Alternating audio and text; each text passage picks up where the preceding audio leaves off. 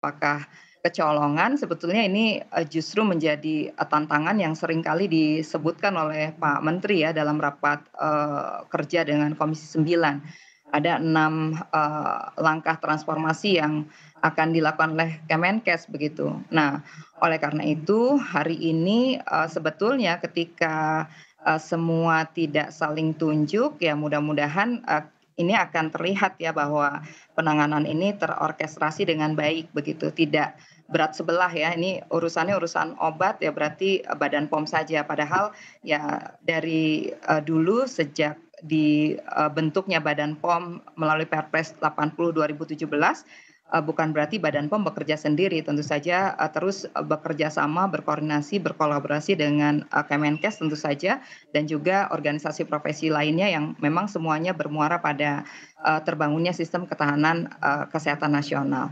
Nah yang ketiga, kalau kemudian siapa yang paling harus bertanggung jawab menurut saya ya semua pihak ya mengambil perannya masing-masing ya, baik Kementerian Kesehatan, Badan POM, kemudian juga, organisasi profesi ikut memberikan masukan, layanan kesehatan juga diperkuat kesiapsiagaannya, karena bagaimanapun hari ini ketika, ada satu gangguan kesehatan, ya, kebanyakan kebanyakan masyarakat ya secara umum Oke, memang reaktif begitu ya, reaktif dalam arti, pertama kaget, tidak tahu, dan kemudian informasinya masih terbatas, belum utuh begitu ya, baik. sehingga ini berpacu dengan waktu ya, antara kerja koordinatif dengan meminimalisasi hoaks atau kemudian kesimpang siuran yang terjadi di tengah masyarakat, Oke, seperti itu. baik. Nah, ini saya akan beralih ke Pak Menko. Pak Menko mungkin mau menanggapi terkait statement yang dikatakan juga oleh Bu Neti terkait penyebab gagal ginjal akut. Sebetulnya sejauh ini investigasinya apa penyebabnya, Pak Menko? Dan juga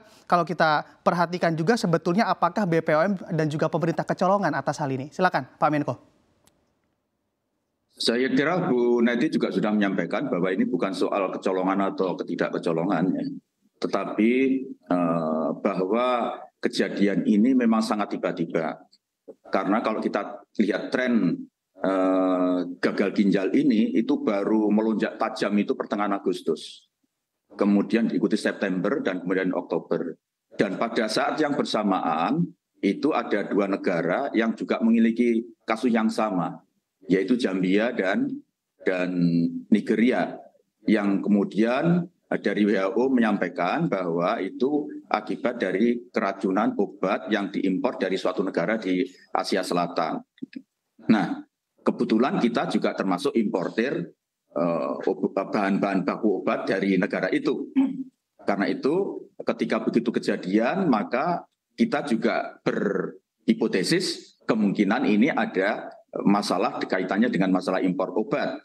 Karena itu sekarang itu kita juga sedang berkoordinasi dengan pihak-pihak terkait. Insya Allah nanti siang saya akan ketemu dengan Pak Menteri Perdagangan untuk lebih mendalami, untuk memproses lebih lanjut, menelisik asal muasal dari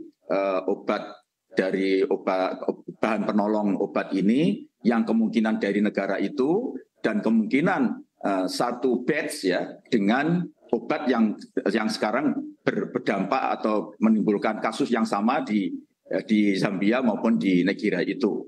Kalau itu nanti masalah di situ tentu saja kita akan bicara lebih jauh karena itu berkaitan dengan hubungan bilateral antara Indonesia dengan negara yang bersangkutan. Kemudian untuk langkah yang berikutnya kita telisik sebarannya di mana saja itu. Dan ini kita asumsi hipotesis kita semakin menguatkan karena sudah ada beberapa pabrik farmasi yang sekarang sudah diketahui melampaui batas ketentuan dan di dalam batas minimal, nanti Pak Pandu mungkin Prof. Pandu bisa menjelaskan lebih detail. Jadi ambang batas ethylene glikol dan diethylene glikolnya jauh karena batas maksimum senyawa berbahaya ini di kandungan obat itu kalau menurut ketentuan BPOM itu hanya 0,5 mg per kilogram bobot tubuh hari. Tetapi ternyata ada yang melampaui itu. Baik. Kalau lampauinya terlalu jauh, misalnya sampai 40 mg per kilogram bobot tubuh per hari, jelas itu pelanggaran. Karena itu kemarin kalau tidak salah sudah diumumkan nanti akan ada beberapa pihak yang akan dikenai pasal-pasal pidana karena pelanggaran itu. Jadi kita semua sisi ini sedang kita sisir, kita lakukan. Mulai menyelamatkan sebanyak mungkin mereka yang terkena, kemudian kita susuri asal muasal bahan itu dari mana, dan kemudian nanti akan kita beri juga langkah-langkah tindakan hukum untuk memberikan efek jera agar tidak terjadi lagi.